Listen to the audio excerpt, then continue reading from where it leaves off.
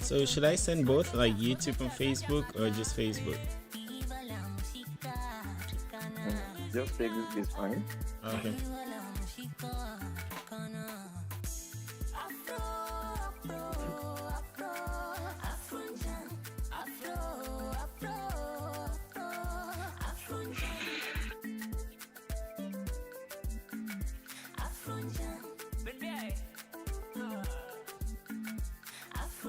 Mashallah, got it.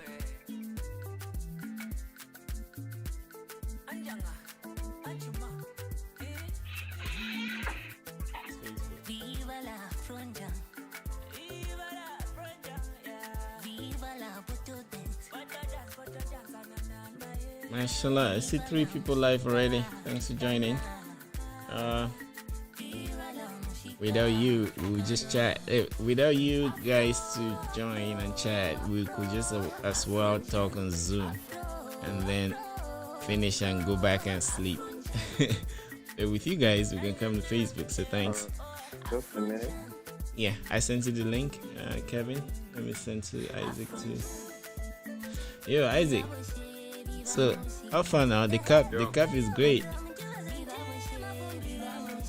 The cup is great. Yeah, you know, each time whenever you come on, I'm always waiting to see the cap that you have on. It's an old cap now. This cap is, a lot of our fans should be very familiar with this cap.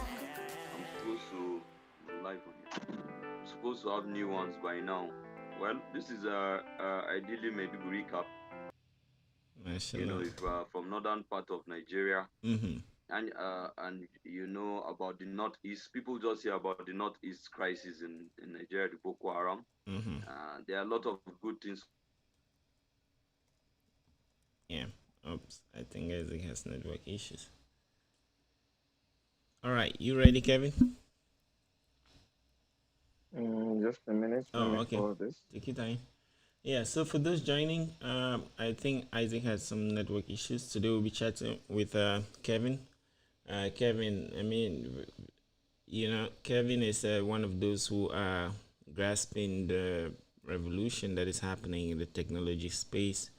There's a thing called cryptocurrencies, a lot of things. For now, we could say that it's like the elephant in the room. If you remember, there is this story they used to tell us as kids. This is one of the stories that blew my mind when I was growing up, where they said there was an elephant with the 7 blind men. One touched the leg and said it's a big tree. One touched the, different parts. Touched the tail and thought it was a snake and things like that. So at this moment in the crypto space, we're experiencing that, like cryptocurrencies in the guise of things like Bitcoin, Ethereum, Tezos, Stellar Lumens, and even those who are introducing their own tokens and infrastructure on top of what is there. They all form this big elephant that it means different things to us. The economists will tell you something else. Someone dealing with electricity will tell you something else. Someone dealing with the computer code will tell you something else. So, but we are glad to get Kevin today. So we'll have a chat. It's part of a stream of chats we'll be having about cryptocurrencies so that we can educate ourselves on the essence. This is going to be a clear and major part of the future. So welcome, Kevin. Thank you so much for having me. Yeah. So I think I came across your works, like your posts and stuff on Silicon Africa.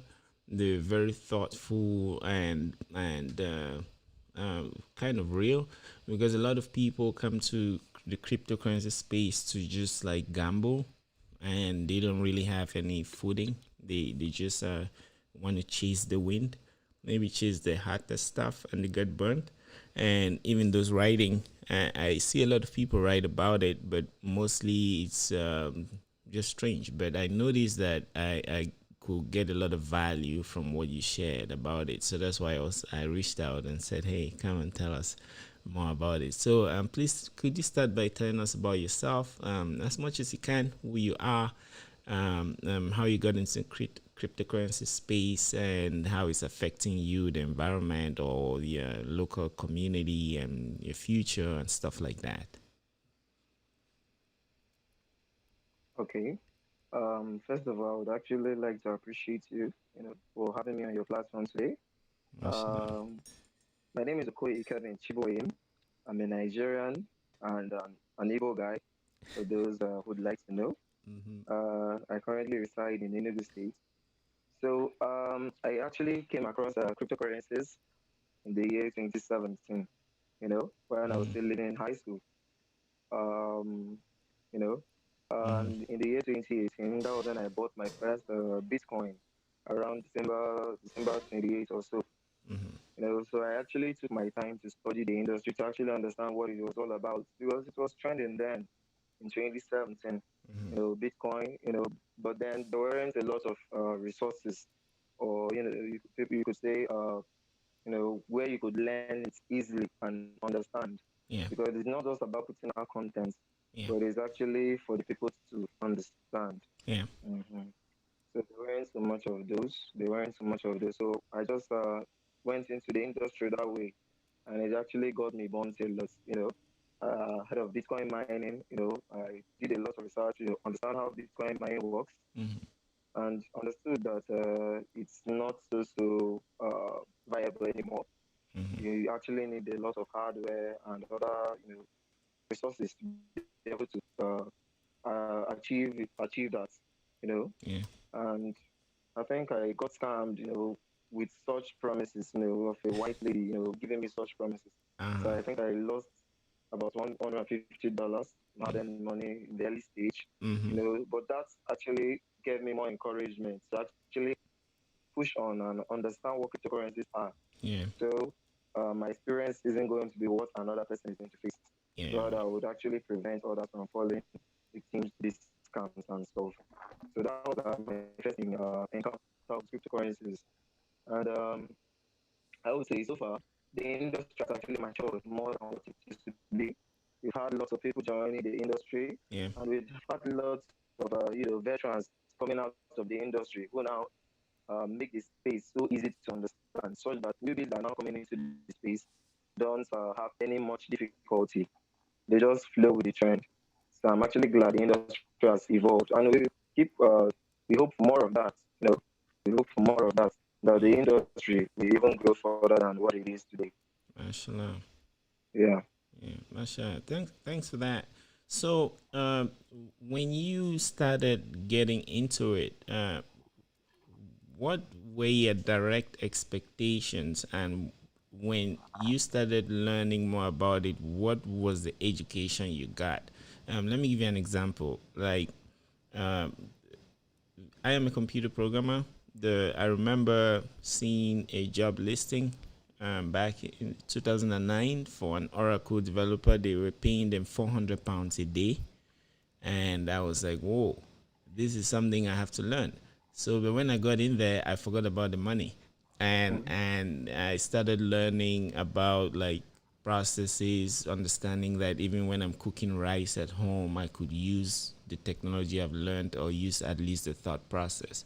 So I'm interested in knowing if you had that kind of a transformation in when you started exploring the crypto space. Okay. Actually, I would say we almost have the same kind of experience. Across cryptocurrencies, and after reading about them, Yeah, the monetary value they've got, better than fiat and stuff. So the first yeah, impulse, was actually for money. You're in the game for money, which is actually what many Nigerians coming into the space, what they are coming into the space for. yeah, They felt that it's actually a good source of revenue and income. yeah. You just buy, sell, and all other stuff. But at the point, I got more interested in the technology. I got Mm-hmm. more interested in the technology. So, as you keep how I will put it is this: there is no amount of knowledge you've got that you say is enough. You Mm-hmm. just keep learning every day, and the enthusiasm and zeal to learn, it just keeps refreshing you. So I would say that has just been the drive, the key to get better, the drive, the intention to get better. So the technology has just been the goal right now. And Mm. also, the launching of my Crypto Academy, also helped me to focus on helping the youth, Yeah. focus on helping us in order to save them from becoming victims to scams, save them Mm-hmm. from Ponzi. Because as they're coming into the industry, the Yeah. industry has metamorphosed into a stage whereby Mm-hmm. even Ponzi and traditional scams that you could see in the physical world are now being built on blockchain. Yeah. So that's what has also been my advice, to save, especially Nigerians who do not have so much guide from this kind of things. So I would say it was for the money at first. Then secondly, it was just the passion to help the world and play your own part. Okay. Mashallah. Also, please, before you continue, could you check like your audio? I don't know if it's the same with mine, but it's kind of husky. So I'm not sure. Sometimes it's the headphones. Okay. Maybe you should disconnect and connect, or the mic and stuff like that. Can you get me now? Yeah, but there's some background. Yeah. Anyway, let's move on. So yeah. Thanks for that. And I see a comment. Tabo Dawei says the volume is low. So I don't know if it's from my end or from your end. Testing. 1 million. Oh, Yeah, Isaac, can you hear me clearly? let's Yes, Brian, I can hear you, but let's it's just that confirm with the Isaac. volume is husky. Yeah. And if it's husky, well, Kevin, can you hear us clearly? Yes, I can. Yeah. Isaac, you two are There's no husky. any I can hear you. husky. The audio is clean. Yeah, I Is can. it husky from my end or from his end? To me, I'm just asking, it's can you husky hear from is it both of them. husky from your end? Because we need to, we need to clean it up. Yeah, So it's that our actually viewers kind of can husky. follow us clear. Yeah, it's Um, husky. yeah, Isaac, it's actually kind of husky. Yeah, it's husky. Okay, but now Kevin is clear to me. So Yeah, so I would Brian, think what it's do we the do now? network. I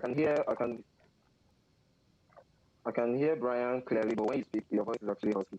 Yeah, and I can hear Kevin now clearly, but Isaac is asking. So this used to happen when we want to join. Isaac will tell all of us to adjust our cameras. Then when we start, his own camera goes like. So we say, Isaac, you correct our cameras, and then your own goes bad. It be the network. Yeah. So I It hear be you the guys very network. well, man. It be the network. yeah. So yeah, and I But think you it's know a what? yeah. I will go out and come in if Okay. it's going to be better. Okay. All right. We're here. So yeah. So I Kevin. think what you should do is this. I think what you should do is this.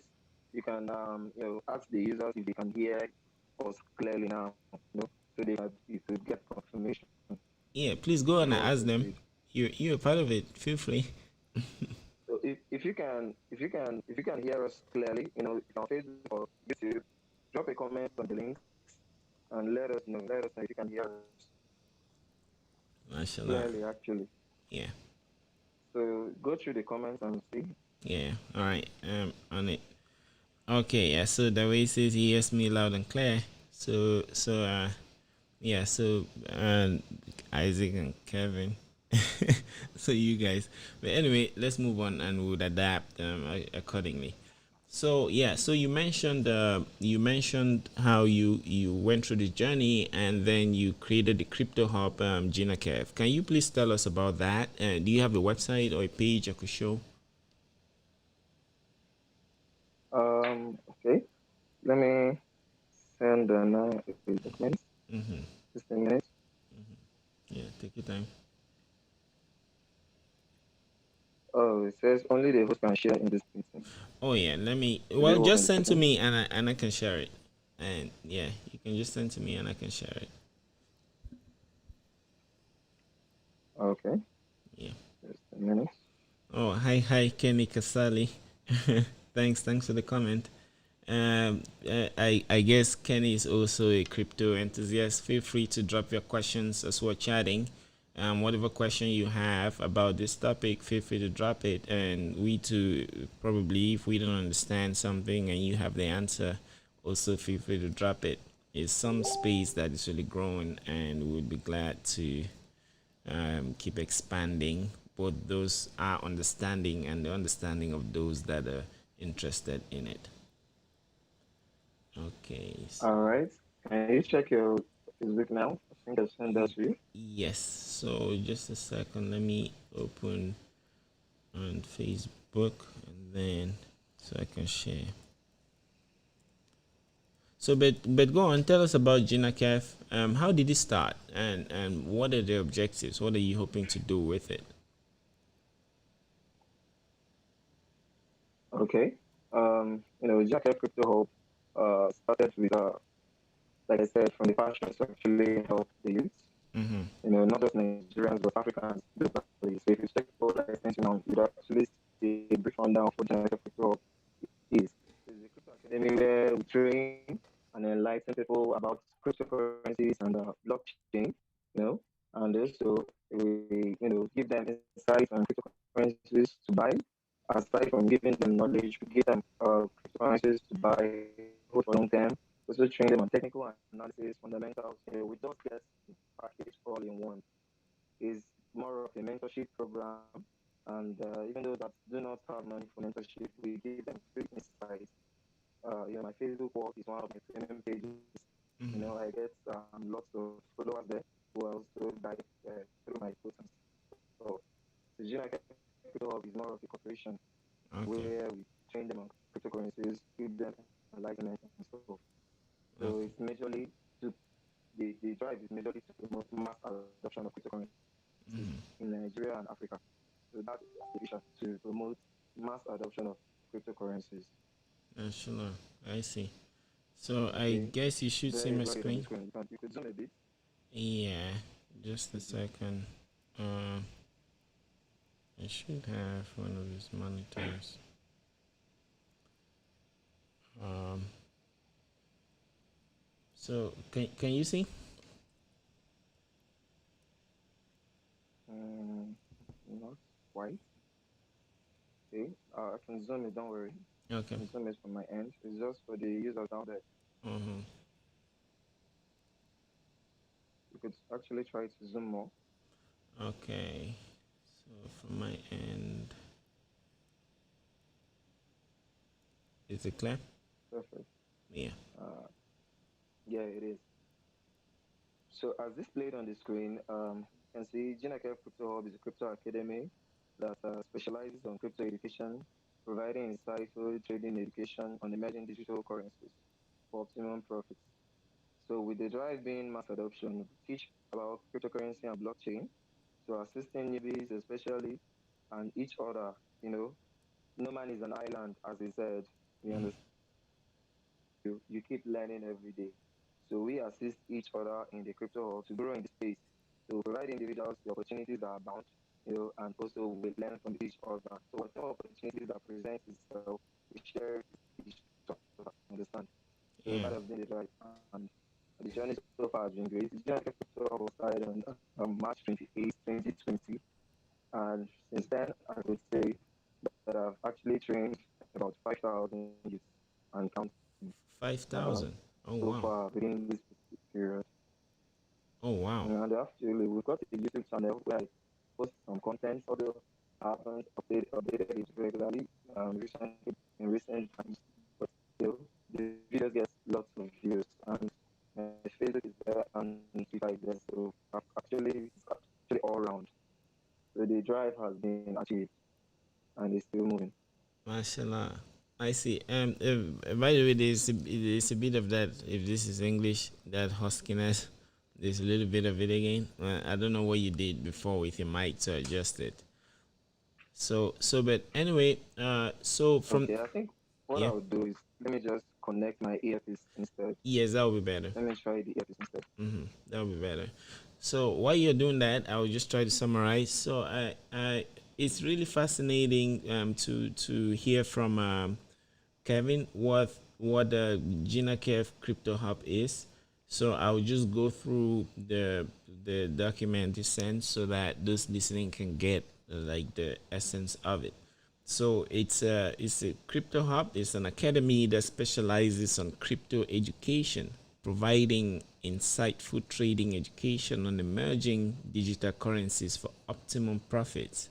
We teach cryptocurrency and blockchain, assisting newbies, especially, and each other grow in the space, providing individuals the abound opportunities with we can leverage on. Our goal is to expose Africa and a greater part of the world to the new digital wealth creation through cryptocurrency, blockchain, DeFi, and various facets.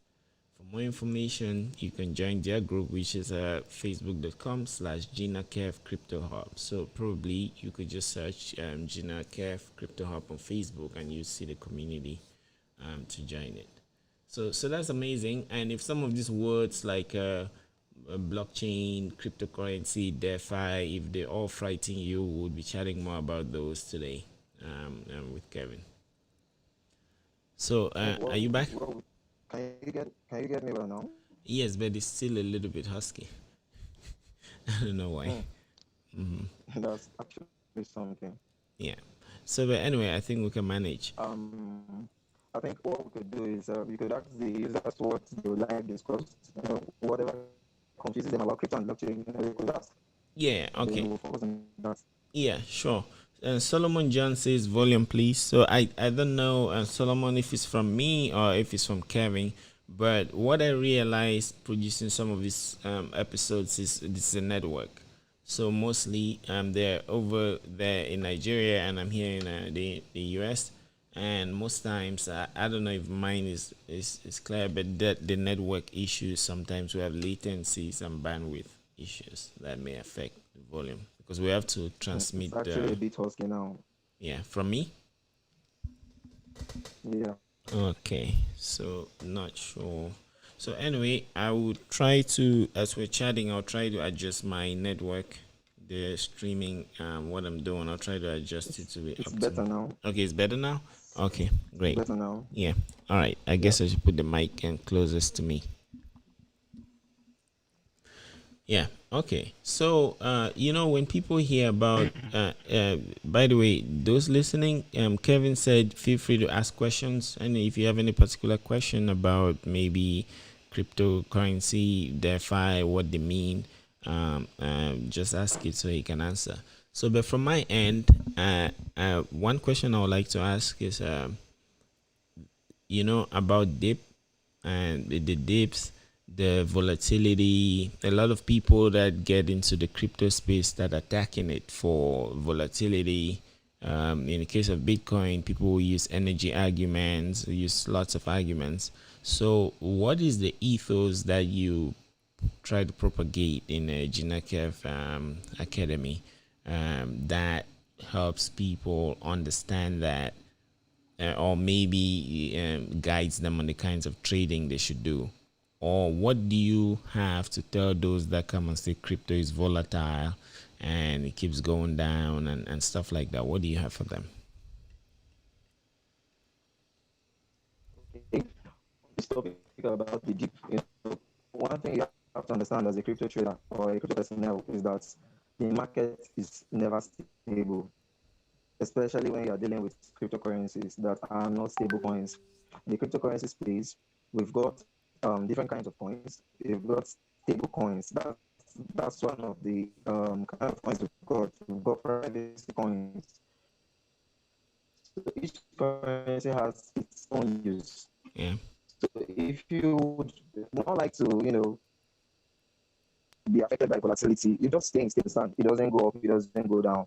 But when getting into cryptocurrencies proper, first thing I think you should have is knowledge. And the knowledge is that the market is actually unstable. The market rises, the market dips. This is purely normal.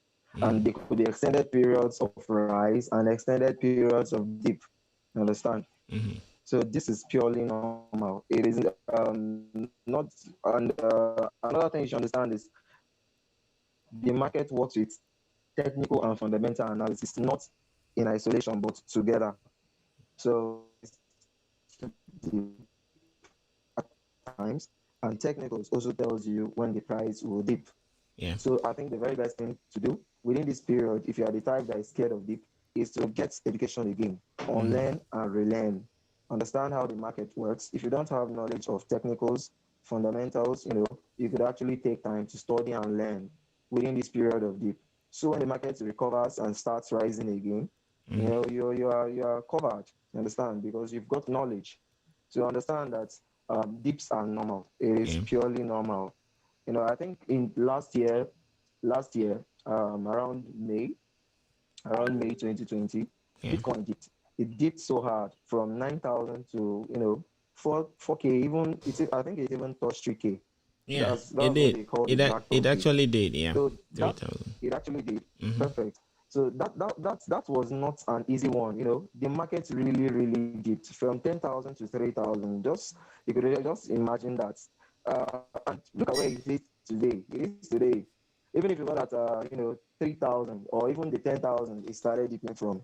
A year later, Bitcoin hit 64. Even now, it is ranging within 30, 30, 35, 40. It goes back. You are still in profit. So it is even the best thing to do. The best thing to do right now is actually to buy the dip if you've got fund, to do what is called dollar cost averaging, DCA. Is actually a very important strategy, not just on Bitcoin, but on all cryptocurrencies that you can afford to buy. And you've seen that have use case.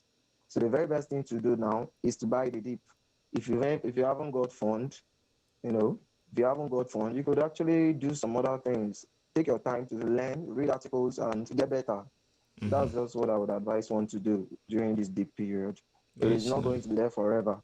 Understand that stable coins and volatile cryptocurrencies are not the same, so you don't expect them to have the same features. Mashallah. Thanks for that. Actually, on the note of its volatility, in my experience, the you know, I would use Bitcoin as an example. Many people will talk of other cryptos, but to me, Bitcoin is more predictable technically. So I put all my energy on that. It's something that it's a network that reassesses itself every 10 minutes. So if you are in Nigeria or in Cameroon or anywhere in the world and you went to a bank and withdrew 100 million, let's say naira or US dollars, they would not give you that money. Or if you attempt to withdraw it, they will not give you that money. Even if they gave you, that will cause a lot of problems because they will need to get it from people they've loaned it to, and people will lose their collaterals, and managers who mismanage will lose their jobs. That's why the bank will always have a cap. But That's if right. that happens, you would see the effect over 5 years or 7 years. So in the real world, we always have these economic crashes and things that happen that we think that maybe the causes came from yesterday, but the causes probably came from 10 years ago. But you're in a network that can audit itself That's every right. 10 minutes. So those things happen on the fly. So you can be able to see it.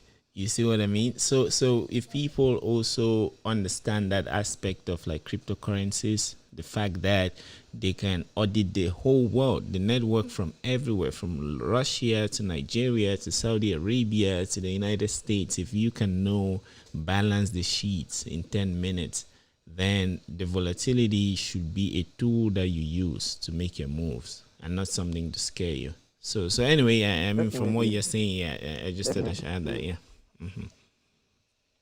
So, That's absolutely correct. People can actually get liquidated so far. You can the banks can actually give everybody such amount of fund they may need at the moment. But in cryptocurrencies, it is a totally different case. yeah, So nobody should be scared about volatility of the market because it's purely normal. It is not something new.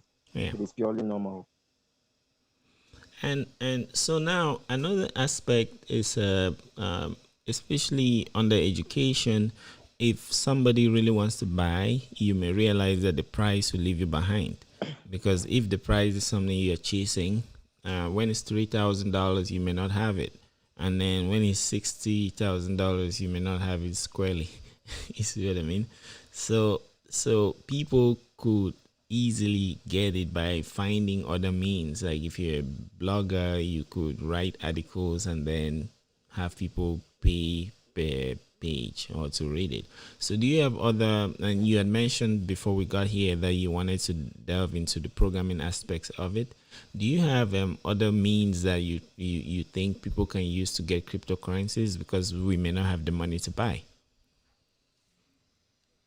Okay. There's actually various ways to make money right now in the crypto space beyond without fund or capital. Mm-hmm. And one of them is airdrops. Airdrops Mm-hmm. are one of the basic ways to make money in the crypto space without fund. And it's majorly for people that are getting into the industry newly. That was what was my drive when I first started crypto. Mm-hmm. I think in 2018, then there were for sets little quantities of Bitcoin, that's some few Satoshis. Yeah. There were for sets of like for sets of there were various coins for sets. Yeah. So all you don't requires is your time. Since you know you don't have fund, what you can have is your time. So Mm-hmm. take your time, do those airdrops or pass through those for sets, accumulate the cryptocurrencies that they give, although it may be little, but in future, imagine then in 2018, Mm-hmm. you could say Bitcoin was ranging between 6, 7, 8,000. Yeah. Now, and then you accumulated up to, I didn't take it so serious then because I knew it was time wasting. Every Mm-hmm. 1 hour you have to actually click on this stuff and then it gives you a little bit of satoshi. But imagine I contribute, you accumulate up to 0.5 BTC. Now, look at Bitcoin's price today. You could say that it's actually worth more than whatever it may have been worth then. You have So, fifteen uh, thousand for dollars. sets, You have mm-hmm. about fifteen to So $17,000. that's actually money. That's Yeah. actually money. So for sets are one of them. Then you have airdrops. Many cryptocurrencies are now abound in the space. You know, Bitcoin has, should I say, a very very wide PR because nobody markets Bitcoin. Everybody just knows Bitcoin. Understand? It's the first cryptocurrency that existed, and whatever reference people are making to crypto, no, let's talk about Bitcoin. So it's obviously everywhere. So most cryptocurrencies are upcoming. They use airdrops as ways to market their coins, bring them into the market for people to know them. So they offer these coins to you for free. Yeah. Before the coins is actually listed on exchanges for you to trade them. Yeah. So they use it to bring themselves out. So you could actually scout for airdrops, legitimate ones actually, because we've got scam airdrops abundant now. So you actually take your time. People also clone legitimate products. They clone legitimate projects rather. So you actually confirm that these airdrops are real from the actual project and then proceed to do them once it's confirmed. Then one of the other ways to make money in crypto space is working for blockchain projects, that's blockchain firms or projects. Most of them require services, various services that you can provide. Some require services of graphic designers. Yeah. You could Mm-hmm. actually be a designer. You could produce memes. You could Mm-hmm. produce stickers if you've got the knowledge. If you haven't got the knowledge, what do? You acquire the knowledge. Because as I said, you don't wait for things to get to you. You go and get them for yourself. So Mashallah. you learn how to, draw, do graphic design. You learn how to build websites. Most projects do not have websites at their initial stages. So they just handpick a few persons to join their team. If you join the Telegram groups at the initial stages, you'll see when they make such kind of announcements. So it's up to you to actually have a skill that you can offer since you do not have fund. And they reward you with their project tokens or they pay in USD data. Other projects have things like community manager. You know, Yeah. they have things like community manager. I recently not so official yet. I would announce it, but I got a contract as such. So you could be community manager for Mashallah. projects, you know, and Yeah. they pay you. You understand? You answer questions of users, questions regarding withdrawal deposits and how to use the exchange. So Mm-hmm. you could also produce content for them on YouTube if you know how to make animated videos and make videos that look nice and very very explanatory. You could do that. That was how I Yeah. started in this space, and that's what one thing that gave me the much needed attention. People gave me then, and the platform was created. I made YouTube videos for certain crypto projects and got lots of views and explaining things in detail. Yeah. Understand? Yeah. Although I didn't have so much fun then, but I just had the passion. So once you've got the passion, you could actually make it even without fund. Besides, now we've got the fee that makes you money without having to actually own so much. So there are projects that offer you APYs and APRs, and they also offer you new projects for staking their native token. So Yeah, actually these are free ways to make money freely that were not so abundant before. yeah. So nobody can say that if you don't have money now, you can still make it in the space. Mashallah, I see. So it was a bit husky, so I will just list some of the things you spoke about. So Kevin said there are many ways you could make gains or get into crypto without buying, and most of it is about exchanging or deploying some skill of yours. So it goes back to his original point about education. So get yourself educated as much as you can, and if you have other skills, you could be a designer, be it graphics, animated videos, you could always deploy those skills to participate in the cryptocurrency space. There are companies that deal with crypto. I would actually talk about one of them from Cameroon. It's called the Jara, and it's a whole platform. So over time, you get to know more about it, and as we chat, we would see how people deal with crypto and some of the platforms they use. Jara is actually one from Cameroon, and it's actually pretty solid. The developers mainly they're in Cameroon, but they came Okay. from like the founder. They came from France, so they were like, remember when we're chatting, I was telling you about Apple and stuff. So if I leave Apple, like, then there are even Nigerians that have left Uber and they've come to Nigeria to develop stuff. So they come with the quality that they and you could expect from over there. So that platforms like that too, people can search for them locally and work with them. And that's how you could exchange the value you bring on the table, and they could also give you value, and that kind of exchange is really what crypto democratizes. And there are other things that Kevin spoke about that you can follow. Mhm. Yeah, so I hope that the hoarseness goes away, because it breaks when you're talking and there's this valuable information that they need to hear. So all right, so now That's fine. yeah, so now about the volatility aside, what are some of the important properties that you see in the crypto space, maybe Bitcoin or whatever coin you are familiar with, that you think can help societies as we move forward?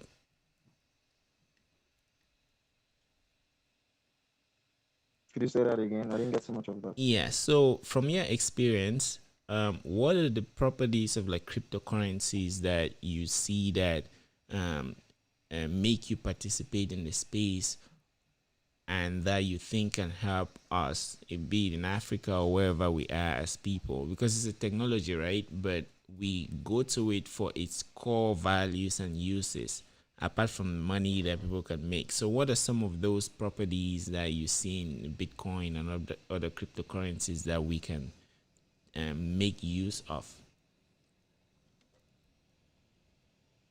Okay. The core features of cryptocurrency, it was just what attracted me to it. Mm-hmm. Comparing crypto to fiat and centralized systems, you'd see that crypto beats them all. So one of them was the core purpose of Bitcoin's creation was decentralization. You Mm-hmm. understand? There is no central authority. Mm-hmm. Things are spread between nodes. You understand? Mm-hmm. Whatever information is stored is actually going to be there permanently. Yeah. But in the normal financial system, anything can happen.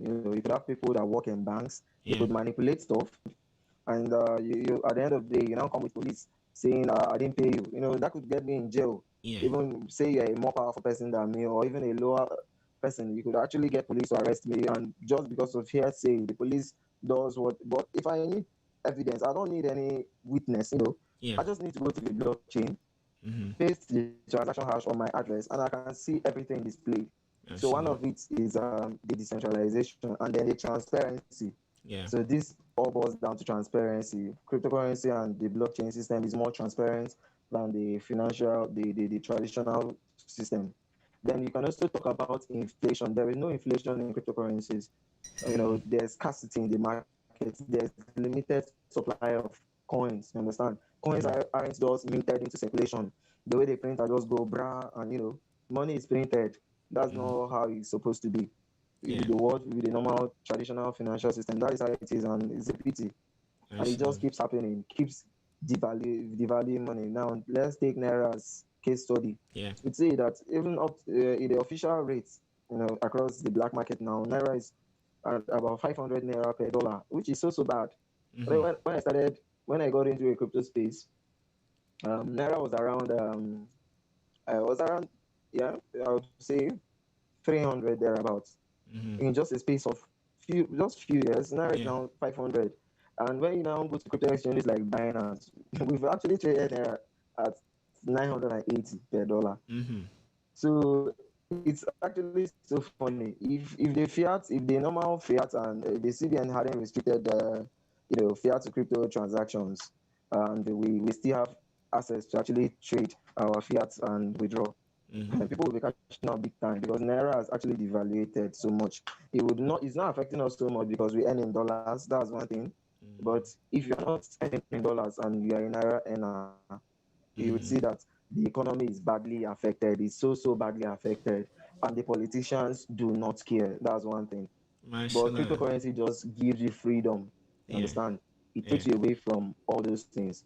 So those are one Mashallah. of the features that attracts me to it. The decentralization mostly, and Mm-hmm. then the removal of control. Now look at what's happening in Nigeria. They just banned the use of Twitter, Yeah. or rather blocked Twitter from Yeah. being used in the country. Yeah. This is as a effect of what centralization. There's Mm-hmm. somebody that will just make a statement and boom, everything just Yeah. scatters. Everything just scatters. Yeah. But right now, imagine we had all these kind of things on the blockchain. Yeah. Nobody will just wake up one day and make such pronouncement and it goes into law. So it's such kind of thing. Mashallah. So those are one of the things that just attracted me to it. Mashallah. And definitely we work to make the space better. One of the things Elon Musk raised, which you also talked about now, is the energy and stuff. Mm-hmm. Is actually something that people haven't been talking about, Yeah. but it's actually something that we should look towards. Yeah. And I think I saw posts within that week of Elon Musk's tweets. I think I saw reactions from crypto exchanges like FTX and BitMEX, Yeah. where they now delegated funds. They are allocating some of their Yeah. fund, I think transaction fees, Yeah. certain amount of their transaction fees goes to, working towards seeing that the energy is being replaced or they use renewable energy. Yeah. So it's actually welcome development. So I would say his negative tweets actually is having led to some positive impact in a way because it's now being talked about and it's now being looked into. Mashallah. But this is the only argument that they can bring to fight the blockchain and cryptocurrency. But obviously, we'll still defeat them. Mashallah. Thanks for that. Actually, now that you say that, I'm tempted to contribute a little about the energy Okay. argument. If you follow the crypto space, you'd realize that when you start it, it's a whole journey. You start learning about money, you start learning about governance, politics, everything. So, and it's easy to criticize it, right? So most people, you get into it and you would hear arguments like it doesn't scale. Bitcoin in particular, you hear the energy arguments, but those are not new. So now, actually, Bitcoin, you know that the way Bitcoin is designed, you cannot compete on the Bitcoin network without using renewable and cheap energy because you're competing with miners all over the That's right. world. So from an economic point of view, you would go to the cheapest energy. So if you look at the places that mining is rampant, like in China, is it one? I forgot those provinces. You would see provinces that have many dams. They have like 3,000 dams, right? And then they would, I'm sure in Nigeria too that happens. You'd have some place that has the electricity source and then they tap it from there and transport it to different cities, maybe 1,000 or so kilometers away on poles, electricity poles. But if you know physics That's well, right. you would see that in the process of transporting, you are losing that electricity, right? So that electricity is wasted. But in that place, in the source or in the town or village where they have the dam, electricity is always constant. So most miners go to that place and electricity is cheaper in places like that. So most miners go to that place and tap that excess electricity and use it. And that also goes with the business The model, one that because should have that's been what they wasted, can right? afford. Yeah, so that's what they can. So you see now that Bitcoin actually is built on like renewable and cheap energy, as opposed to the narrative that is put out there. So if you dive deeper into it, you understand most of those things. But again, Elon just joined. Elon is learning some of the things. I think Yeah. the Sorry. best thing is just for people to actually discuss this kind of stuff. Mm-hmm. Just the way you explained it now, Mm-hmm. the people watching now get Yeah. to understand some of these kind of things. But if it's not discussed, Yeah. people just tend to follow whatever they hear. Yeah. Understand? Exactly. They just tend to follow whatever they hear. So I Yeah. think it's very good. It's Yes. very good. Bitcoin, Exactly. there is actually no nothing that they can raise Yeah. that you can actually you see that is a major problem. Yeah. None of it is just a major problem. They are just finding a way to cripple it, Yeah. and Very that's true. not possible because they're actually going to evolve. Yeah. Very true. And also on the energy side, right? Um, if you look at it critically, they are criticizing Bitcoin for consuming energy, right? What is wrong in that? If you're using the energy to secure, when at its highest the market cap is $1 trillion, so he's using that energy to secure that. Okay, now think of all the energy that is consumed while securing the naira, like all the activities from the petrol and every other thing that the governments use to secure their federation and their currency, which is the almost most essential asset they have. So in trying to stabilize that, they use more energy, and a lot of that is wasted. You see, think of Christmas lights. That's another argument that people bring up. Yeah, the amount of energy burnt on Christmas lights every year is more than that consumed by the Bitcoin network. What does those Christmas, or what do the Christmas lights really secure? Well, maybe the Christmas tradition, but who is pointing fingers at those people for using lights that way? Again, think of people that light up stadiums, and then they have horses that are running and people are gambling on it and the rest. That's still lights that people use. So check around the world, you see that it's probably more than the electricity used by the Bitcoin network. So now, even Tesla, if Tesla should accuse the network for energies, as in that, okay, they use lithium. How do they mine their lithium? You see, go to the details. You will see that some of these things is just nice. So, but anyway, thanks for bringing that up. And you also mentioned decentralization. I think we should talk a little bit about inflation so that people should understand how bad that is. And you mentioned that like cryptocurrencies, there's like a max supply. So I think that is true for now, mostly for Bitcoin, and there are a few other coins. A lot of the others don't have max supply. So if Ethereum doesn't have a max supply, there are many of them that don't have. So could we chat about like inflation and how maybe a deflationary currency like Bitcoin and those that have the max supply can affect the society?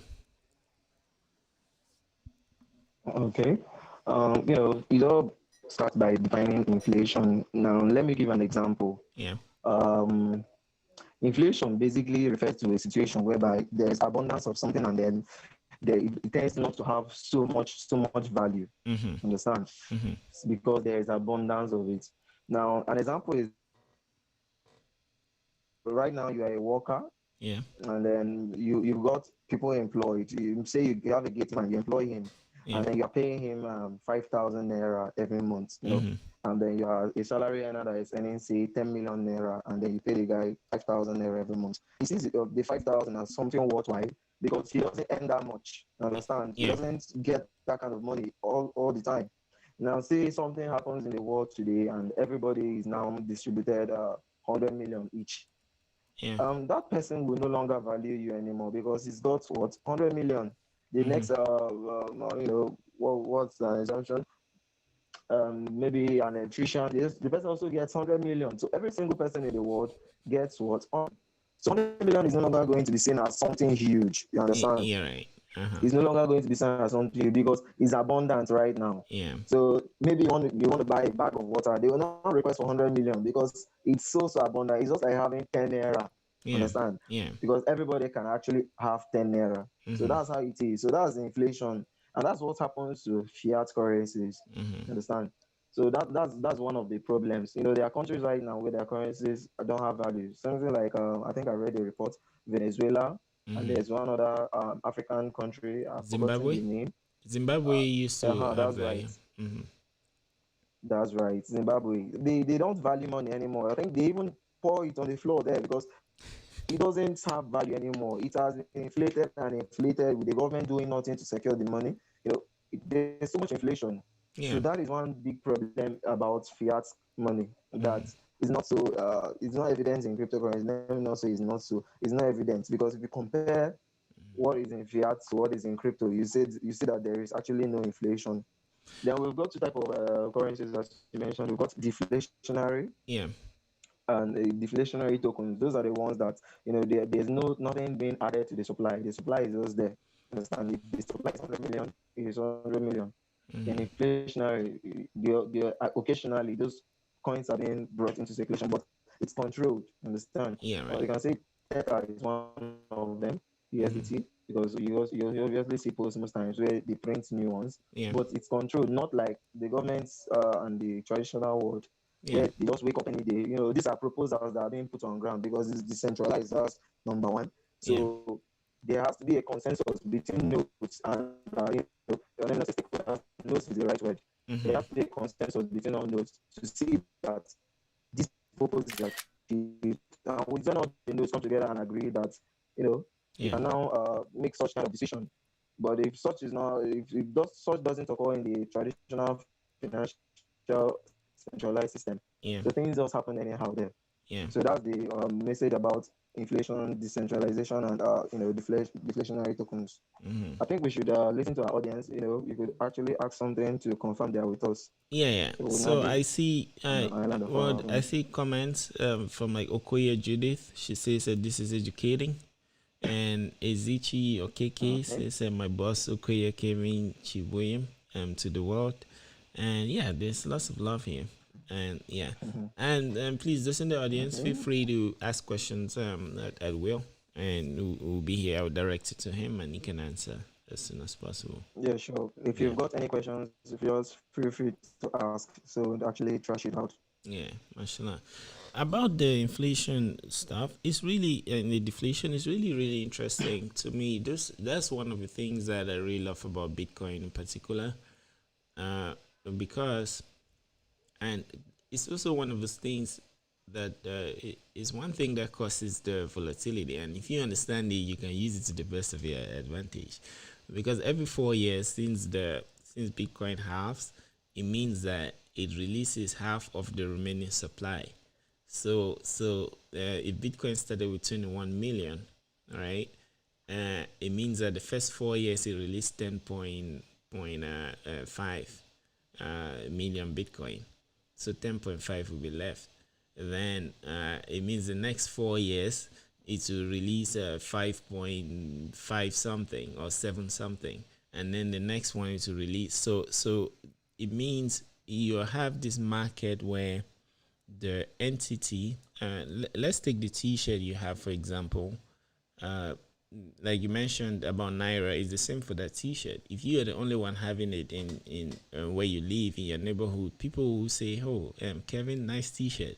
But if everybody has it, and you have seen that, right, where you have some jeans or some shoes, and when you're the first person to have it, it has a lot of value. Like people are saying, oh wow, nice one. Then when everybody has it, like it just goes, it's just normal. Very soon you see people dry cleaning with it, right? And you see people going to the farm with it and things like that. So now, what I realized That's with right.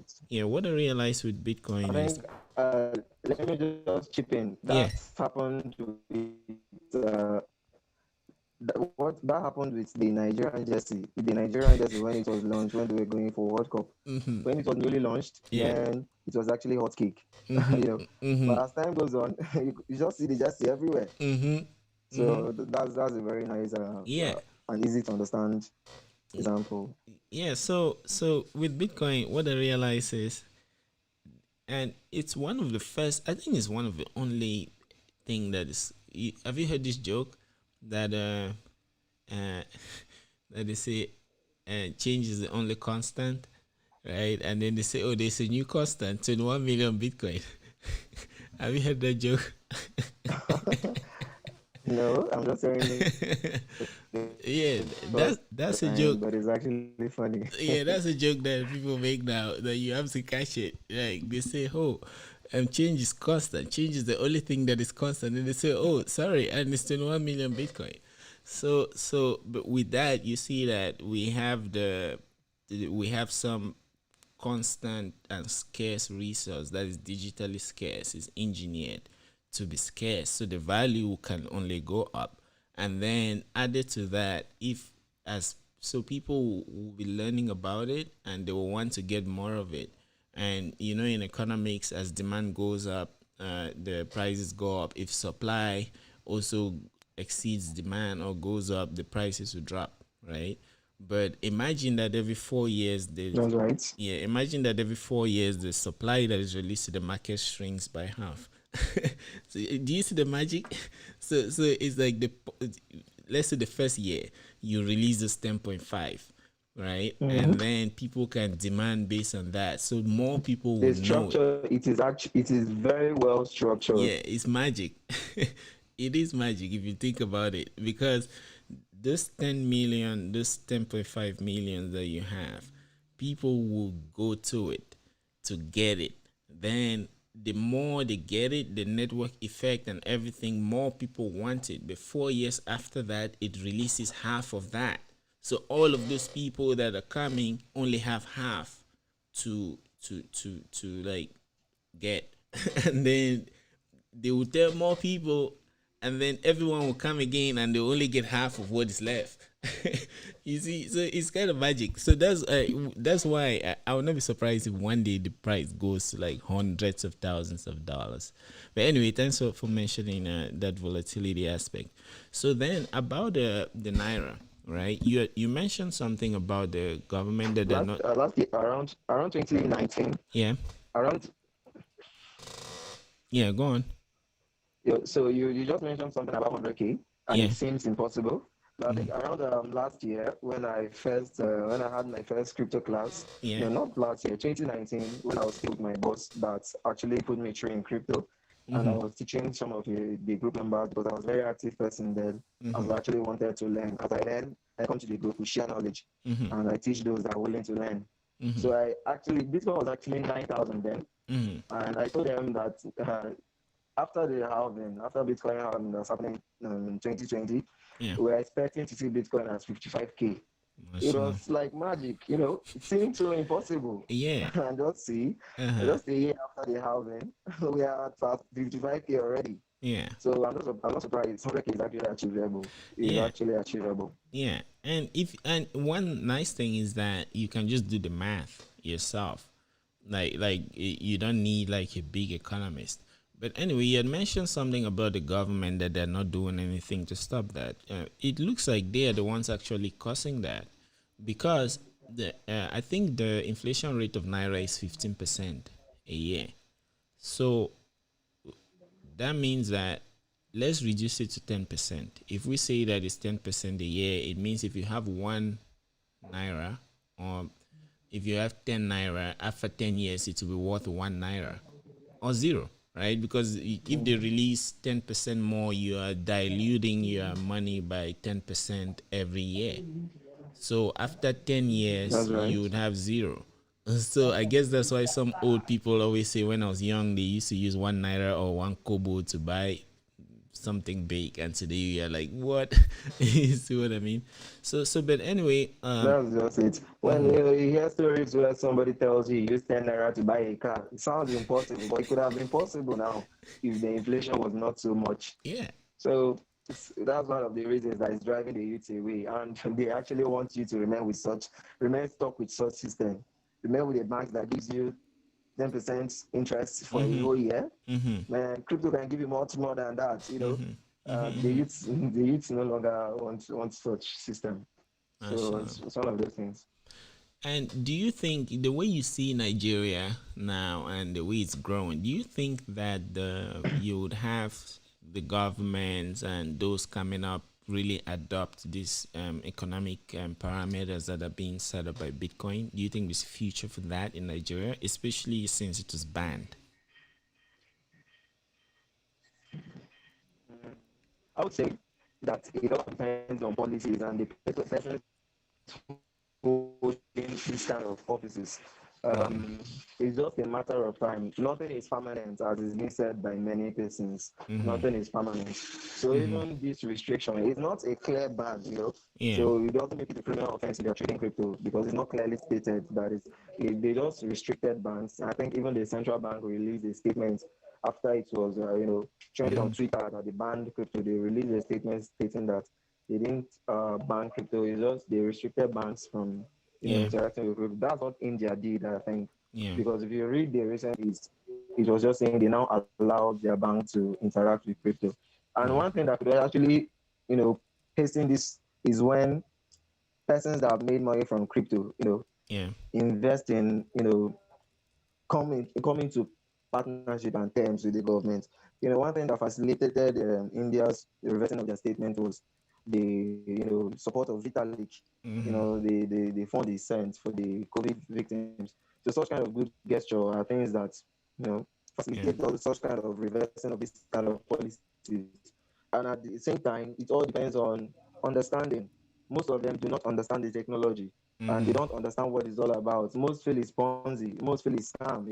Yeah. That was the main message I was getting when I started training people about crypto and when I launched Jinakef Crypto Hub. Mm-hmm. When you talk to somebody about Bitcoin or when somebody comes to you, he tells you that he's been scammed before. They tell him about Bitcoin and most of them, they will now bring out packages. They tell Yeah. you to pay 100K Yeah. and then you get 300, or rather they give you, promise you ROI. I told them crypto is not, there's nothing like ROI in crypto. I mean, such kind of investment that gives you daily ROI. There's Yeah. no fixed return in crypto. It's Uh-huh. not like that. Yeah. So I think it all boils down to education still. Mm-hmm. So we just keep doing our best. We that are upcoming and Mm-hmm. we that are already established in this space, we'll Mm-hmm. keep preaching the message. And you tell one tells another, the other tells the other, and you never can tell who goes into government the next. So Mashallah. if the person that comes into government or whoever is replaced, say, somebody that's a crypto enthusiast as me has an opportunity to go into government and people vote, Yeah. you will see that such kind of policies will be upholding policies that support crypto and then that supports the government too. Because one thing the government is scared of is crypto is coming to take them down. But Yeah. actually, Right. it is not coming to take them down. Yeah. It's when you don't cooperate, Yeah. or when you are trying to shy away, that you don't know where you can benefit as a government. Other countries that integrate with crypto, they are not foolish. There are things they benefit from it as a government, not as personal individuals. Yeah. Right. So that it's when you come close to the people and those who actually understand the game. I think there's a organization called CBAN. Mm-hmm. Was I don't know the meaning again. I think it's blockchain stakeholders in Nigeria. I think that was the names. Some of the blockchain stakeholders. Mm-hmm. There are groups like this that liaise with governments. I think there are various startups in Nigeria right now that Mm-hmm. connects blockchain and crypto traders together. So these kind of organizations could actually liaise with governments, but it just Mm-hmm. depends on the government being willing to listen. So Mm-hmm. it's not something you push them to. It's them that should calm down and listen to you. Even the vice president of Nigeria talked about Mm-hmm. cryptocurrencies and digital currencies. He Yeah. said it's a very good one. He's not in charge of making, so it's the central bank. They're supposed to work as a different entity entirely. Yeah. So it all depends on the understanding of the central bank's governor. Yeah. So I if he see. gets to understand this thing, which all boils down to education and enlightenment, Yeah. then you see that crypto positive policies will be released and this will be reversed, such restriction. But nevertheless, as Nigerians that we are, we never relent in whatever thing we do. We always aim for the best. So even if there are restrictions, they will always find a way. I think when they did this restriction, many Yeah. persons were calling me that day, and I was very sick then. I was sick then. Many people, I wasn't online, and I came online, saw the news, and I saw news. Everybody was panicking. Yeah. I said, why are you panicking? When we started crypto, there was no crypto to Yeah. fiat then. All Yeah. you had to use was P2P, and then but most times you get scammed. Yeah, I right. was even scammed myself on Mm-hmm. B2B. Yeah. So I just had to take time, produce content both on my Facebook wall and YouTube channel, enlighten them on how to use P2P or the right places to use and protect them from scams. And Yeah. then Nigeria Crypto Hub and the rest. And most persons were also posting. That's one thing I love about Nigerians. We never felt to carry each other along. So Yeah. most persons in various of the social media were posting about it, and then Mm-hmm. persons got enlightened. So even without the CBN, we are still doing our business. Mm-hmm. So there will always be means. As they say, once there's a will, there will be a means. Mashallah. And I mean, and thanks Kevin for putting that out.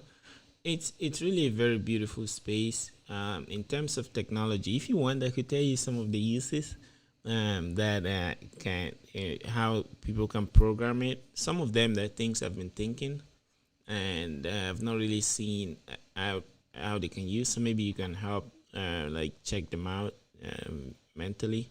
But it's a space where I believe can help us grow from the government point of view.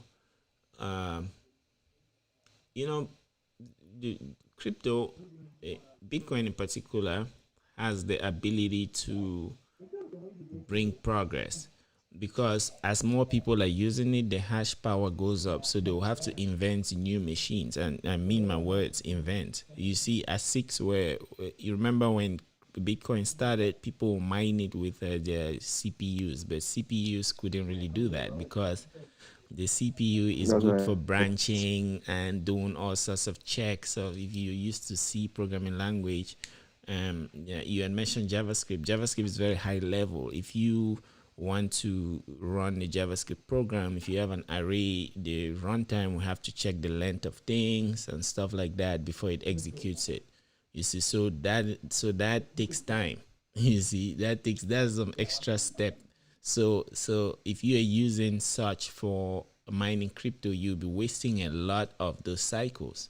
But with the graphic card, that just graphics are just used to painting. It just That's takes, right. yeah, it just takes like some RGB value and paints it. Takes another one, so it can just do one thing at a time without all the checks. So people switch to graphic cards for hashing because hashing is just something just takes a number and maps it to another result. So you could use graphic cards, and graphic cards got out of fashion. Then they created ASICs.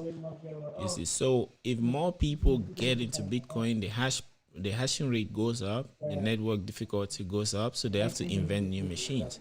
So if governments tap into this technology, they, like you mentioned, they have transparency, they have a record, so governments can actually start auditing it, so they will hire more engineers to participate, and so it's a whole feedback thing that the more they get into it, they will create more jobs, and the more they create more jobs, there will be more people to pay Mm-hmm. taxes because you will be able to just automate your payments on the blockchain, and people cannot cheat on taxes if you start doing that. You see, so there are just many opportunities on it that if governments open up to it, they would really see the value.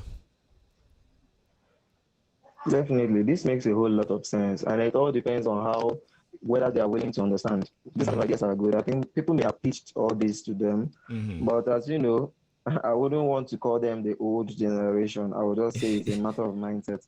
If you're a Mm-hmm. person that is open and willing to learn, Mm-hmm. as the kind of person that I am, I'm always willing to learn, Mm-hmm. irrespective of whoever and Mm-hmm. however it comes. Yeah. hmm So I'm always willing to learn. So mindset is the key. So So are you this is gonna a go very into good one. They could government? use this to even track taxes. Yeah, exactly. Yeah. So Mm, so are you gonna go to I government then? Because I one can't thing, say right? Have you heard of Black Panther here in America? I don't mean the movie. The no, just the movie I've heard of. Yeah, so Black Panther is a group that fought for the rights of like blacks. Over time, they got inspiration during the time of civil rights movement with Martin Luther King. So the founder is called Billy. I forgot his name, but he actually came to my school and spoke to us. So what I took from his conference is that for you to bring change, you have to be part of it. Like for the blacks, they did not have people in the councils, but they were sitting in the quartier or in the neighborhoods complaining that or we black people, we don't have this, we don't have that. But you have no one in the council that can propose certain changes for you and vote for them.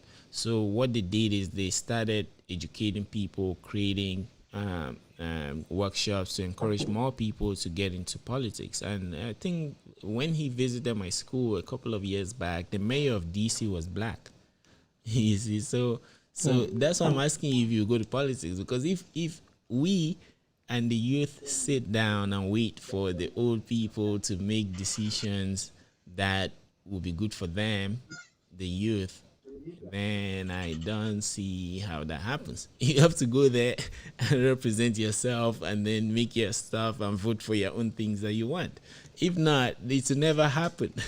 You see what I mean? Well, I actually get your points. Yeah. It makes a whole lot of sense because I always get the thoughts most times Mm-hmm. of wanting to go into politics. I mean, Mm-hmm. clean politics. But Mm-hmm. one thing that before you can get into such kind of politics, you must have made enough money. Mm-hmm. Talking about politics of Nigeria, Mm-hmm. you need sponsors. The kind of politics and kind of advertisements and stuff they do here to attain, such results that you see these guys attaining. You see flyers everywhere. You see people talking about them. Mm-hmm. Serious PR. It requires huge capital and funding. And I'm Mm-hmm. not the kind of person that likes depending on people for stuff. I like Mm-hmm. making my own money, doing my own stuff, being independent. That's one thing I learned at an early Mm-hmm. stage.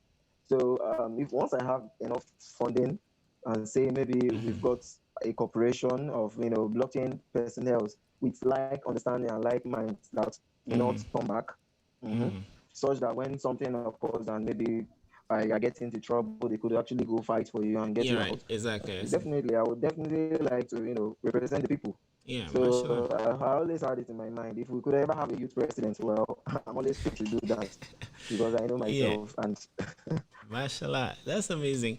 Well, let me tell you some of the technicalities and things that I see with Bitcoin that you can use to program. Some of the thoughts are not complete. With your public key and private key, it allows you to sign and prove ownership of things, right? So, and if you look at the Bitcoin network, one of the arguments that people say is that Bitcoin doesn't scale because I don't know if you have heard that, because let's say it takes 10 minutes uh, to for a transaction to be added to the added to the blockchain. blockchain, and then it should take 1 hour to have 6 confirmations. So maybe before we go ahead, what are your thoughts on that? Do you think Bitcoin doesn't scale? Does it scale and stuff? In terms of scalability, I think Mm-hmm. the structure was already put in place and it Mm-hmm. didn't expect this kind of mass adoption at this stage when it was launched. Yeah. So I think this is just one of the things, and that is why other cryptocurrencies have come out. Mm-hmm. Other cryptocurrencies like Ethereum, other even from Ethereum, when it was built, to aid the Bitcoin network Yeah. and take it to a higher stage.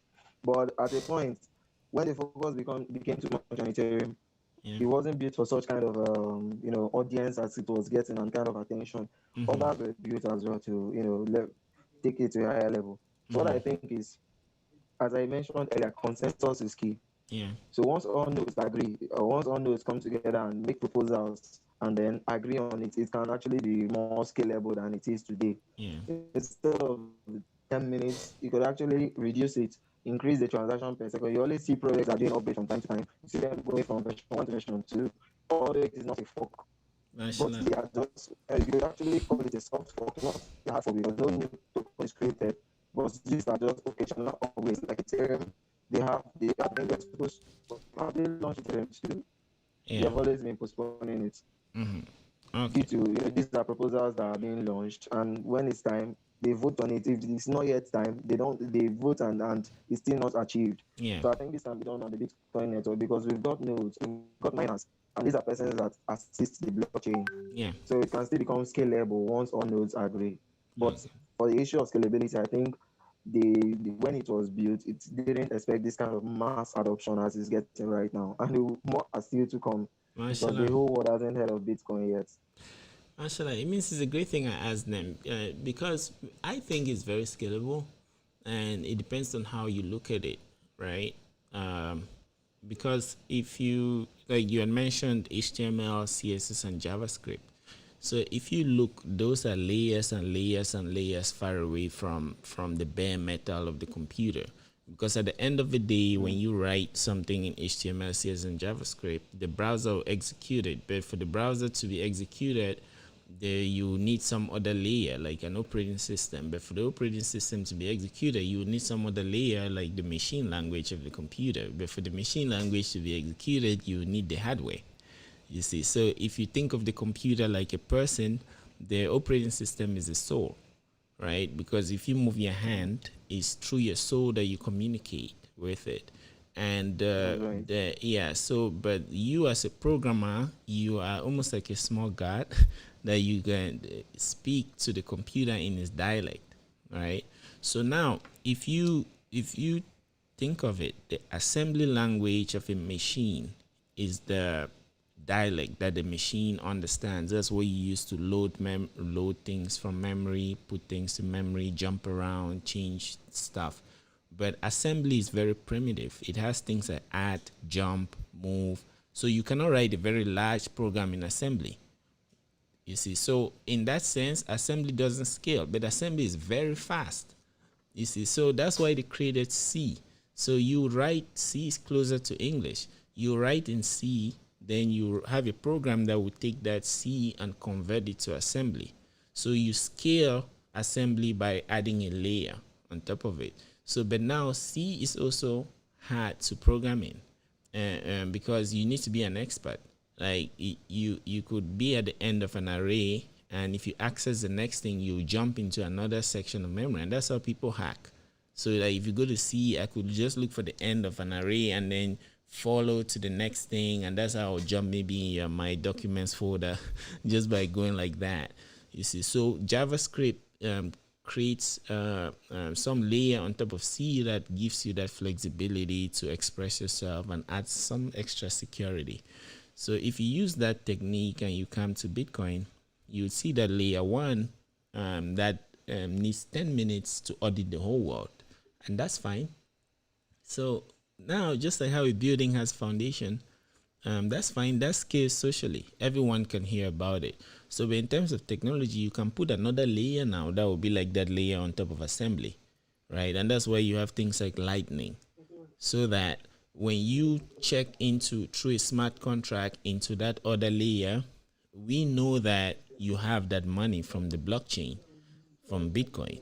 So now we can start running with Bitcoin smart contracts. We can start running transactions based on your value. But guess what? You can execute the smart contract at the speed of an electron. So you see the speed. So, but it, and then another thing is, if you are on the base layer and you're buying coffee and buying things for £1, there's no need to put it there. You see what I mean? But you can have a whole banking network where people are transferring money and the rest, and then they settle it every week or every quarter or so. The Bitcoin network can settle transactions worth billions of dollars. Governments can settle themselves on that. So if Nigeria should pay Cameroon $100 billion, and it takes 10 minutes for that to be confirmed, then I mean that is scalable. So I don't know if you see what I mean. So with this layering system, yeah, people can actually build very secured systems on top of it. So it's a technology that the engineers today, it's a marvel. Like if you look at it, it's really something that that really scales and grows depending on how you look at it. So sorry, hope I not get too excited and No, no, technical. no, no. Yeah. Sure, I was enjoying it. Mashallah. So that's that. And then you had mentioned something about the transactions per second.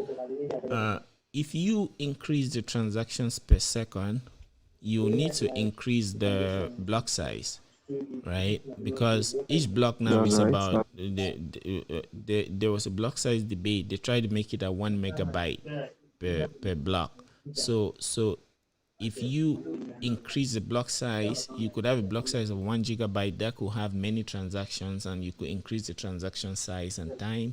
But there is a fundamental problem with that, because if the block size is 1 megabyte, it means that you can compress it and put the node in a phone.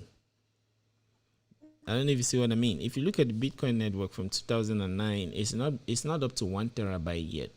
It's like 500 and something gigabytes. All the transactions that have happened is the way that it's structured, and with that 1 megabyte. So, but if you increase it, then you and I, who are lay people, will not have the chance to be able to run a node. We'll need to have a data center. Maybe we'll need to be big as Google or as Amazon for people to run it. You see, so those are some of the arguments that people make about Bitcoin. But if you go understand, look at the fundamentals, you would see that it's not an issue at all. So I think Kevin dropped, maybe just some network issues. But hey, guys, thanks for participating. I see Jesse Joheda Jr. Thanks for participating. Thanks. Please feel free to ask questions. We're waiting for Kevin. I think he has some network issues, so he had to drop out. But feel free to comment. I would also like to know what platforms like you guys use in Nigeria to trade, or even just as wallets to store your Bitcoin and other assets that you have. So please feel free to drop in the comment section and stuff. Okay, I'm Oh back yeah. here. Oh yeah, you're back. So anyway, yeah. So we've been speaking for almost an hour, 21 minutes, so we can be rounding up.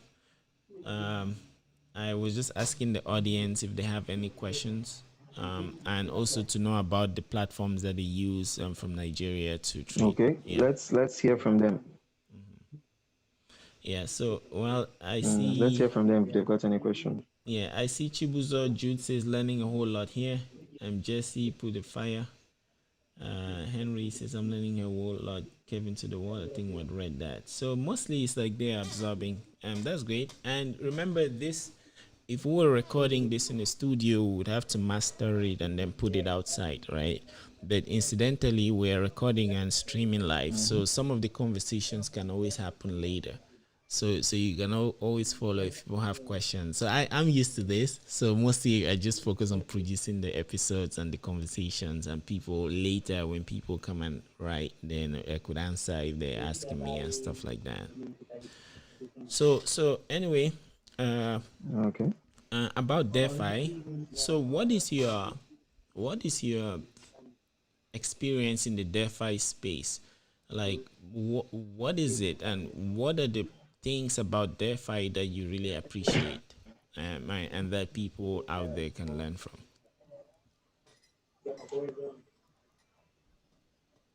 Okay, about DeFi. First, for one that doesn't know what DeFi is, if you're a viewer, DeFi means decentralized finance. So this is a kind of bringing in the world and the normal traditional financial system into blockchain and into crypto. It's just like tokenizing whatever you see outside, but it's much more better in this place. Now, in the DeFi ecosystem, you get to make a whole lot of money. That's number Mm-hmm. one. Unlike the world and traditional financial system, Yeah. banks, like I said, right here in Nigeria, they pay you, if at all they Uh-huh. pay you 10% per year on your fixed deposit. Uh-huh. And such fixed deposit must be actually be a huge amount. So if you have something like 10, 20,000 naira, you're getting nothing. And Mm-hmm. even 10% of 20,000 naira doesn't even make sense. 200 naira for a whole year. Yeah. This is what you are earning. So it Yeah. doesn't make sense. But in DeFi, you could Yeah. actually earn up to 100% APY per day. Not per Wow. day, rather, per year. Uh-huh. So it makes a whole lot of sense. Say you put in a stable coin that's giving you 100% APY. Say Mm-hmm. you put in 2 million naira. At the end of the year, you're getting 100% of it, which is extra 2 million. You're getting 4 million naira. So it makes a whole lot of sense. And now putting it in on volatile cryptocurrencies, you see that as the price increases, the quantity of coins as well increases because you're staking it to earn more tokens. So one of the Mashallah. best ways to make money in the DeFi ecosystem is to buy a very good asset and stake it.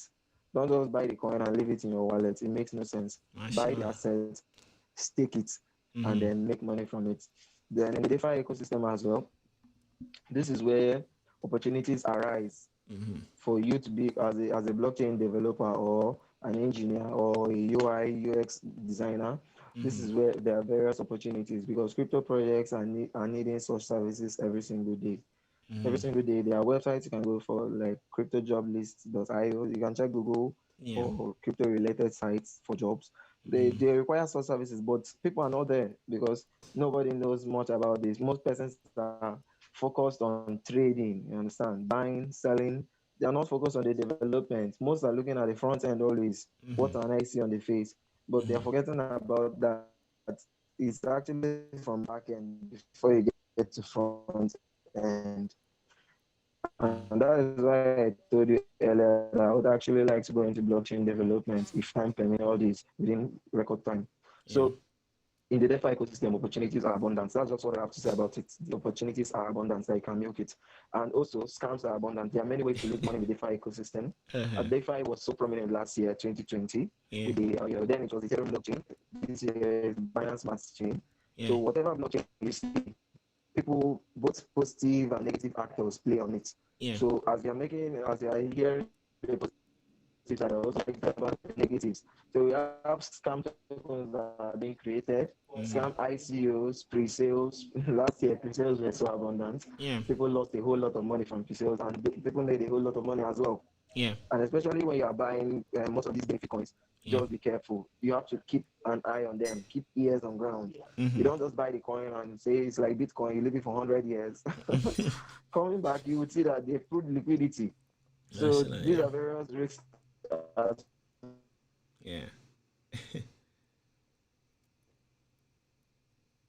So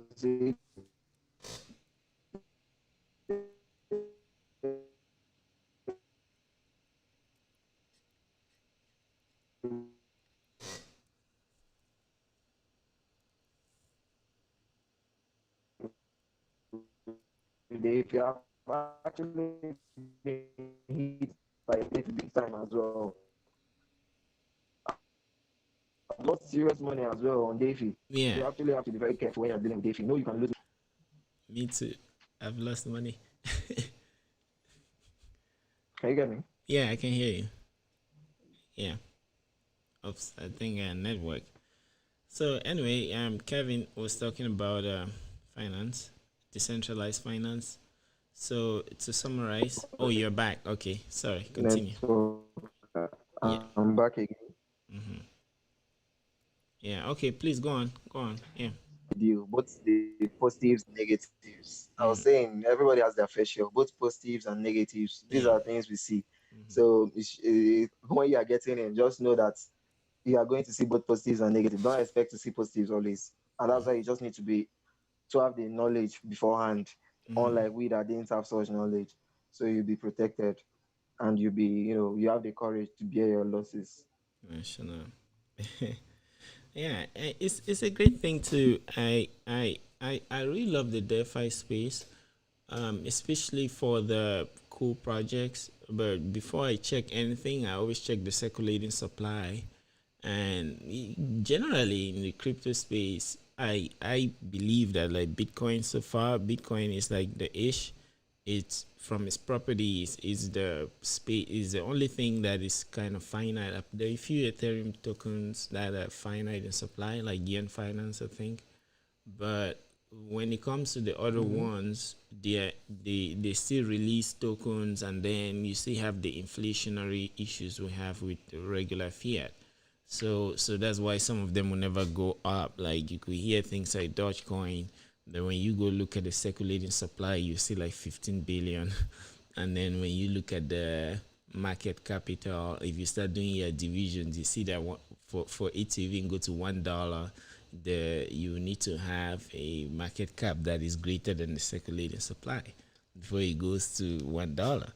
You see, because if I take the total value of something and divide it by the pieces, and the pieces are more than the total value, then I will not break even. I always have 0.0 something. You see, so that's one important thing that you should check whenever Mm-hmm. you're seeing any of these coins. Always look at the market cap. And I learned that from a friend of mine called Zach. It's a basic economics. You see, but all in all, especially now, uh, well, there's a question here, but I would ask it. But let me just conclude this. So, especially now, where Okay. the governments are trying to regulate Bitcoin and other cryptocurrencies, if you sell, you're creating a taxable event. But if you take your asset, you go give it as collateral and get a loan, it's not a taxable event. So DeFi have this fundamental role where they can help you make money while still keeping your asset. Because if you have a Bitcoin, for example, if you got in early and you have hundreds of Bitcoin, you could, instead of you selling it and then creating these events that the government may come later and ask you because you made capital gains, you could take that and give it somewhere as collateral, and then you take a loan from it. It's not an event that give you capital gains, so that's not taxable. You see, so DeFi have this fundamental position that they play in the crypto space.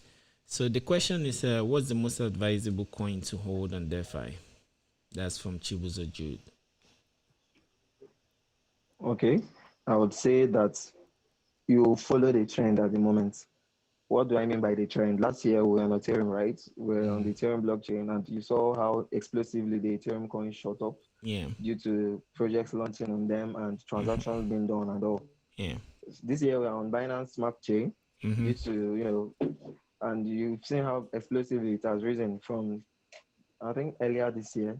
Mm-hmm. I bought BNB at 15, 16, 15, 16, $50. I bought at those kind of intervals. Wow. So Now it's 300, almost $400. BNB even rose to, what's the price again? 650. Yeah, it went to rose up 650 and came back. almost touching 700. Yeah, let me check So it. you see, when you just follow the trend, Yeah. just follow the trend. So I'd advise, now that BNB is on dip, you just try to get BNB. Even if you can't buy one, you mustn't buy one. You can't buy one full Bitcoin. So if you're a kind of person that doesn't have much capital, you can still buy. It does. You can say you buy 0.5, 0.2, fractions of it is still okay. So what I'm just trying to say in essence is hold the major coin that is trending at the moment, on which other DeFi projects are being built on. If Huobi, Heco chain is the one being used, buy Huobi token. In short, just get exchange tokens. That's just it. Because most exchanges, having seen what Binance and BNB has done, they have launched their own native blockchains. Yeah. And what are the native tokens of their blockchains? They're four. So that's what you should do. Yeah. Get those native tokens. So you can buy OKX, their native token. You can buy Huobi's native token. You can buy Binance's whole native token. Just spread money across exchange tokens, and you'd make money in the long run. So this is not a financial advice, as I always say, not a financial advice, but you could, interpret it in any way. That makes a lot of sense. Thanks for that. I mean, it's very fundamental, right? Because at that point, if you go back to economics, you're dealing with demand and supply. So, but you are coming into a universe where it's not actually only people that could demand and supply things. Applications could demand and supply too. So if I build an app on top of the Binance system, I'll need to pay network fees. So as Kevin is saying, whenever you have these platforms buy their tokens, because the tokens are used. So if you look at these platforms, they're like federations, they're like countries. So Binance is like Nigeria. And then you need the Naira to go and buy bonbon or buy a gigi bread or something like that to pay Okada and things like that. So when you're on the Binance, yeah, I'm not gigging that. So when you're on Binance, for you to make any exchange, sometimes I get angry, man. I have the Trust wallet, like I want to just do things, pap network fee, this, pap, I pay, and then I want to convert to this, to that, it's a network fee. I'm like, man, leave me alone. So that's the demand of like that Binance coin, you see. So every move you want to make is like having toll gates. You see that Lekki toll gate, whatever they say about it, is having toll gates in different places. You do know a lot about Nigeria. Yeah, well, I follow the media, you see. But anyway, like Kevin is saying, it's really fascinating. I can really see what you mean. All these platforms that, like, everywhere you want to go, you have a toll gate, and then you have to pay using their own token. You need to get them. Because, and I think the keyword that people use for it is like governance tokens and something like that. So those are some utility token. Utility token is what you could call it. Yeah, okay, I see. And it's really, really fascinating because again, that demand and supply thing, when people build applications, they would use that. And we're moving towards Web 3.0, which would be like the Internet of Commerce. We have built the Web 1, which was like basically cat pictures, and then Web 2, things like Facebook, Google applications, games, and then Web 3 now we can start exchanging assets. So most platforms that allow exchanges, you may need to get their tokens. If you have a couple of them, then you'll be making a fee. You'll be making something from every transaction that uses that. Yeah. All right. Yeah. So anyway, thanks. That's right. Yeah. So thanks. I think we've touched most of the things that we can do for a start. Is there anything that you would like to say that maybe I didn't ask that you like to say to those that are listening as we round up? No, I think we've actually touched a whole lot. We've touched most of what you need to. Okay. So I think we're good. Mashallah. From my end, the crypto space is really interesting from the way it's designed. Cryptography, it's about clever tricks. So I've learned a lot about programming. Like I've adopted different techniques of programming just by looking at crypto. And like I was telling you, there's some things I'm thinking, because with Bitcoin, since you only need like public private keys in order to prove ownership of things and to sign transactions, I've been thinking, imagine that you have an application where for you to log in, you just come and drop one Satoshi in there. And then so long as you can prove that you own that Satoshi, then I could give you rights. Let's say, so instead of you logging in, you just give me one Satoshi. And whenever you want to, let's say, add something, you prove that you're the one who has the Satoshi. So you sign with your private key, I allow you in. And then when you sign out, I give your Satoshi back. I don't know if you see what I mean. So I've been thinking about it like these past days, and it makes it, because I would have something that I can use to identify who you are. And so that it will make the system simpler, maybe difficult for a start to erect it based on More that. like the Satoshi becomes an identifier. Yes, just like how you would have a session with some cookie. So imagine you come and give me one Passport. Satoshi, yeah, provided I don't steal it. You see what I mean? So yeah, if you give That's me where the trickish part is. yeah, but if I show you the code, that's why even Bitcoin, what is the guarantee that if you put yourself on Bitcoin, somebody, the person that put it there will not run away with it? You see, you look at the code and then you see how open it is, and you see that there is no backdoor, and then we can succumb to it. So those are just some of the things that I've been thinking of, and on the blockchain, looking at the security and things. And if you, for Bitcoin, for example, I've seen a lot of projects like Cosmos that they talk about being the blockchain of blockchains. But if you look at Bitcoin, you could send a transaction to a multi-sig wallet. And from that multi-sig wallet, if you're used to Git, you could actually take the transactions and then start another blockchain on top of it that you can settle back on the Bitcoin network. So you could have 10 of this. You see what I mean? So those will be blockchains on top of blockchains, and they can exchange information because they all understand the Bitcoin protocol. You see, so these are just very fascinating technologies that could be erected on top of it. And we back in Africa, now I think we have a lot of time. So take your time, learn about it, join groups, follow conversations like this, check out Kevin, plug into his network, go to YouTube, look for videos, learn how to program, and come to Top for Spaces, write to us, ask questions. I'll be glad to answer if I can. So that's what I have to say from my end as we close.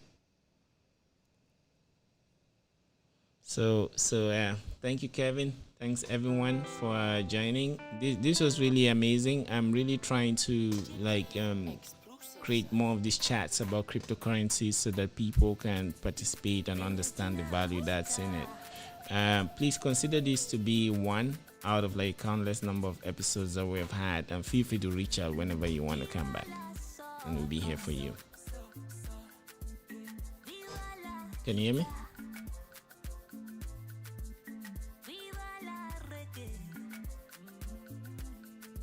So I think Kevin is out. We may have to wait for a bit for him to join so we can conclude. Thanks, Chibuzo Jude.